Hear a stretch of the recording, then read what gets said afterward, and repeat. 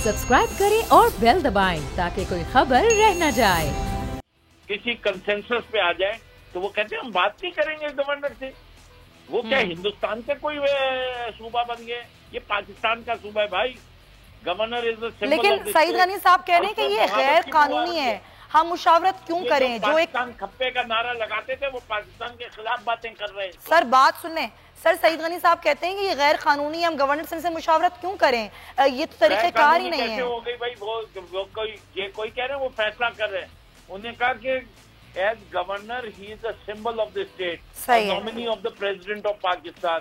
He is not taking the decision, he is trying to bring both parties together by consensus. Firdous Sahab आपका मौक़िफ़ आ गया। Arbitration करना, कोई झगड़े को खत्म करने के लिए कोई आदमी बीच में किरदार अदा करे, वो अनकॉन्स्टिट्यूशनल होता है। मुझे तो नहीं पता, आपको समझ नहीं आई बात। बिल्कुल सही। मैं चाहूंगी फिरदौस साहब झगड़े को खत्म कराए, उसको सलाम करो, उसकी वाह करो। फिरदौस साहब मैं चाहूंगी सर, आपका मौक़िफ़ आ गया, आप हमारे साथ रहिए। पीपल्स पार्टी का मौक़िफ़ भी आप सुन लीजिए। आज धामरा साहब हमारे साथ पाकिस्तान पीपल्स पार्टी से मौजूद हैं, उनसे जरा बात करते हैं। वो आपकी बात सुन रहे थे। धामरा साहब आपने सुना फिरदौस साहब ने क्या कहा कि इस मामले को इतना ज्यादा उलझा आप लोग रहे हैं। अगर गवर्नर से सिर्फ मुशावरत करनी है तो आप लोगों का एतराज क्या है? क्यों उलझा रहे हैं आप लोग मामले को? देखें, मेरे ख्याल में ये आईजी का इशू नहीं है, ये पाकिस्तान की सालियत का इशू बन चुका है। इस तरह के नॉन सीरियस लोग एक आईजी के तर्जुमान बन के टीवी पे बैठ के और मुसलसल उस आईजी की तर्जुमानी कर रहे हैं जो 22 ग्रेड का है, और सामने से एक आईनी गवर्नमेंट मौजूद है। वो अलग बात है कि वो गवर्नमेंट जो है वो आपकी पार्टी से नहीं है, और पाकिस्तान के उस सूबे की हम बात कर रहे हैं जिसका नाम सिंध है। अब यही आईजी कलीम इमाम जब पंजाब में थे तो इनको फरिश्ता सिफत नजर नहीं आ रहा था, और पहले शिकार जो पीटीआई का जो आईजी बना था वो हमारा ये नहीं है कि आईजी कब बदली होंगे और कब बदली नहीं होंगे, हमें कोई बदहजमी नहीं हो रही है।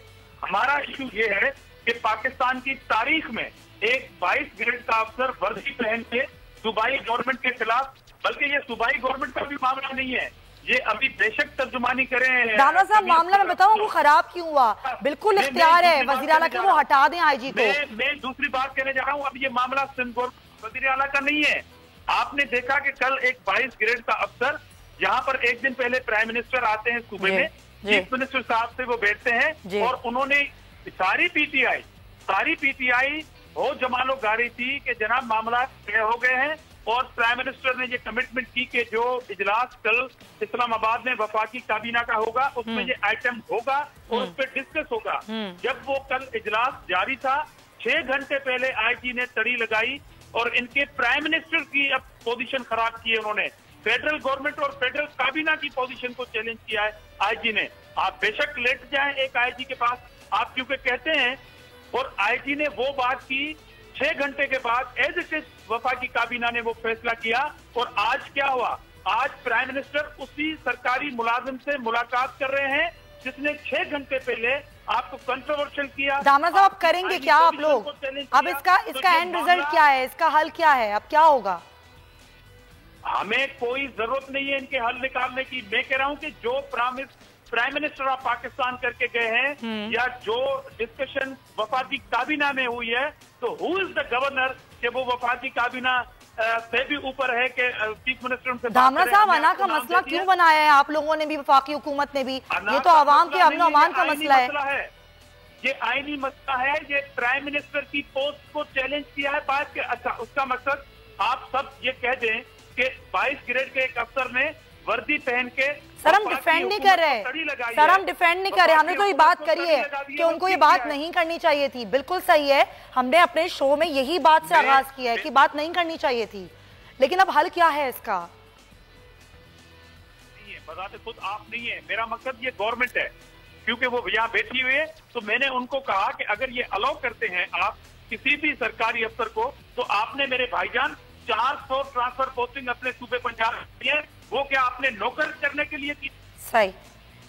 अच्छा धामरा साहब, सोतेले भाई की तरह आप ट्रीट कर रहे हैं, ये ट्रेंड गलत डाल रहे हैं आप। आपने प्राइम मिनिस्टर की बेइज्जती की है आईजी ने, और आपकी वफाकी काबीना की बेइज्जती की है आईजी ने, और आप भंगड़े डाल रहे हैं।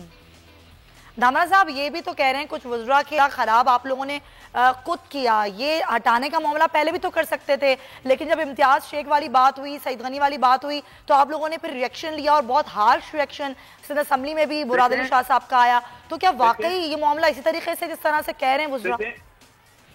देखें बात सुने, एक आईजी ये सिंध पाकिस्तान का ऐसा है ना, अभी मैं बात सुन रहा था कि सिंध कोई इंडिया का सूबा नहीं है, आप सिंध को इस तरह ट्रीट कर रहे हैं। अब मिसाल के तौर पर पंजाब के आईजी की ट्रांसफर होती है, वो एक दिन जो है वो लेटर आता है एस्टेब्लिशमेंट डिवीजन में और अगले दिन नोटिफाई हो जाता है आईजी। वफाकी काबीना में डिस्कस क्यों नहीं हुआ भाई?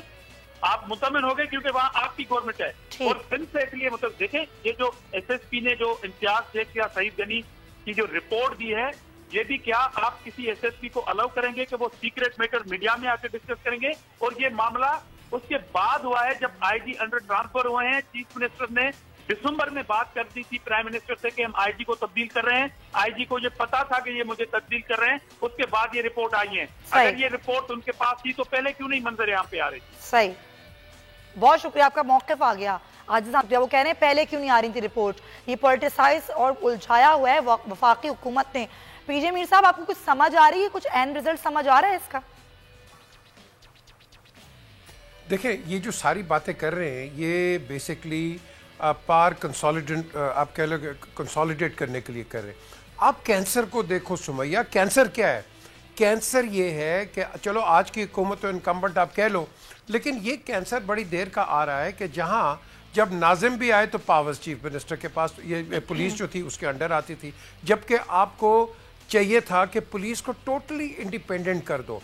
बात यहाँ आती है, ये नहीं कि आईजी कौन है कौन नहीं है, क्या है या कौन किसके अंडर है, कि मेरी मर्जी का आईजी हो। भाई मेरी मर्जी का क्यों आईजी हो? ठीक है, कानून के अंदर है मेरी मर्जी का होना चाहिए, बट ये नहीं होना चाहिए। क्यों? क्योंकि फिर आप पे क्वेश्चंस एंड आंसर्स उठते हैं। आप डेलीगेशन ऑफ अथॉरिटी किसी को देते नहीं है, टीम का कैप्टन बना देते हैं, टीम उसको बनाने नहीं देते, नहीं इसको नहीं करना उसको नहीं करना, तो आप चीफ सेलेक्टर हैं। फिर कोई भी चीफ मिनिस्टर हो, सिंध हो, Balochistan, Punjab, any chief minister, आपने देखना है कि जो आप जिस आदमी को लेके आते हो, पुलिस हो या मिनिस्टर हो या कोई भी हो, उसको चाहिए वो अपनी टीम बनाए। और उसके अंदर अगर आप इंटरफेरेंस करोगे तो फिर इस मिनिस्टर का या आईजी का फायदा क्या है? तो आपको चाहिए कि पुलिस को सबसे पहले डीपोलिटिसाइज करो। जब आप इसको डीपोलिटिसाइज करोगे, आपकी आर्गुमेंट कोई नहीं है। आज आर्गुमेंट क्या है? अभी एक पार्टी कहती है पॉइंट आपने दिया है कि डीपोलिटिसाइज कर दें, आप पुलिस को डीपोलिटिसाइज कर दें, मामला वैसे ही ठीक हो जाएगा। बड़ा अच्छा आपने हल दिया है। पीजे मीर साहब साथ रहिएगा, सब्सक्राइब करें और बेल दबाएं ताकि कोई खबर रह न जाए।